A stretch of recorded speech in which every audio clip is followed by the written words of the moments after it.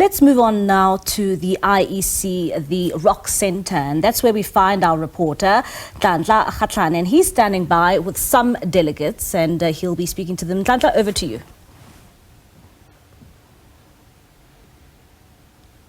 Indeed, Mbali, coming to you right here from the Rock as the results continue coming in. We know for sure some political parties quite concerned that, things did not pan out as they thought they would. But with me, Mbali, I'm with the president of the South African Chamber of Commerce and Industry, Advocate Mtho Xulu. Your reaction with regards to the result and how the elections went?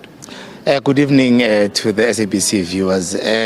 Look, obviously we are now watching it cautiously. I think our reaction obviously is a bit of a cautious shock, given the fact that the margin of the drop of the incumbent government and the ruling party is something that we had to ponder upon. Obviously, our consensus was somewhere between 48 and 51%. We're now dealing at an average of about 42%. So we are looking closely on what this will mean, and how we look at that is how we piece together the manifestos and obviously try and project what the coalition government will look like. Because clearly, changes come in the three major economic provinces, but obviously in the national level, which will be influenced by those power blocks.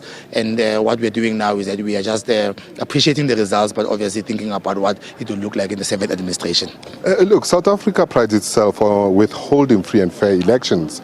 Your view on what the Human Science Research Council of South Africa, says, and it said that the overwhelming majority of people that voted, they said that they feel like these elections were free and fair. That must be comforting. Yeah, it's absolutely comforting. Remember, one of the most important things about a credible economy is the power of its institutions. So the IEC is a cornerstone of the democracy of South Africa, and we welcome obviously the survey results, but we also confirm as organized business that overall we are happy with the IEC's performance. I think they would have had operational challenges because obviously it was a unique election, but overall the organization is intact, and we really believe in the work that they're doing and the credibility of the results. Let me just bring you to this reality. We look at the results there. The ANC, the incumbent, looks to be struggling at this particular moment. It seems like there's going to be a really struggle to get an outright winner. So that means there could be, a governance of partnership whereby parties will club together, or coalition. We have seen that coalitions seem to be problematic at grassroots level. That must be concerning to you as business when you look at, or should I say, what's your position with regards to a coalition at national level? Yeah, well, you are right. I mean, over the past, since 2016, we've seen the disastrous performance of coalition governments. And obviously, the unfortunate thing is that the same players that negotiated these municipal coalitions are the same players who are still in leadership roles in these political parties. So we have to have a new basis of what the coalition government will look like. It's now a reality.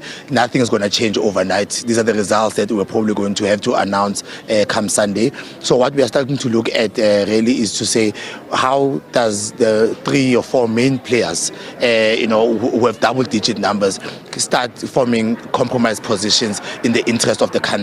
Well, obviously the ANC is the measure.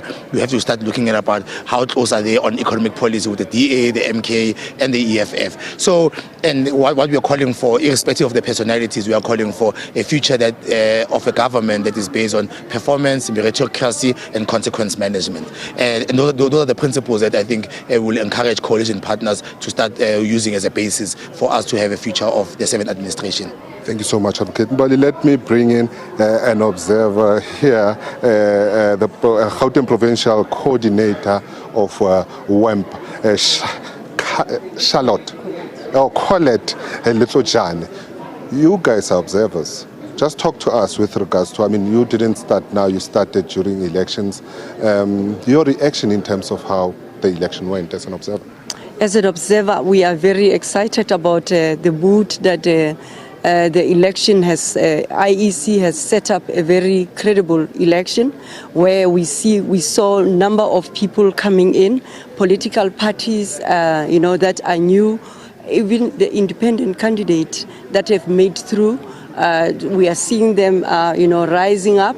However, we know that that needed a lot of work because this election finds us in a very volatile environment of political intolerance, where women were fearing that this election might actually, not take place because there was a lot of disputes that the IEC itself had to deal with at the beginning of the election. So what has happened, it gives us courage that there were many challenges. For example, there were even service delivery protests. There were threats, to cause even more violence. That the IEC, as an institution of democracy, it had shown that it has got, the muscle to deal with some of the challenges that. But are you happy with regards to how the IEC handled the 2024 elections? I am happy, but I know that there were some shortcomings that the IEC faced. For example, the facilities at the voting stations themselves, they lacked aspects such as crowd management. People had to wait on long queues, and then also there were some controversies and inconsistency in enforcement of the electoral laws, like your Section 24A, where people in the past, they would have just easily voted in a station that they were not registered. However, in other stations, we received that they were not returned. They were able to cast their vote. And in other instances, some of those that were standing in long queues ended up, giving up and going back home. So that in itself, it means that more needs to be done, especially in the far remote voting stations that have disadvantaged communities. So we want them to be supported. I mean, earlier, one last question for me. Earlier, we just had a conversation, me and you spoke to me about the role that you have played. I mean, leading up to elections whereby you empowered women, you empowered young people in terms to familiarize themselves with how elections go. Talk to us a bit more about that. Well, we trained 300 women as peace monitors across 5 provinces of South Africa. This is under Women Election Mechanism for Peace. These monitors are working on the ground. They are monitoring, observing whether electoral laws are complied with and whether the elections are free and fair. Well, Mbali, that was one of the observers there talking to us, just registering, her voice. They're saying that they're quite happy with regards to how the 2024 election. Mbali, with that being said, it's back to you in studio. All right, Ntlantla, thank you so much there for your time. That's our politics reporter, Ntlantla Kgatlhane, giving us the latest coming out from the IEC, the nerve center there in Johannesburg. And of course, that is the Rock Center.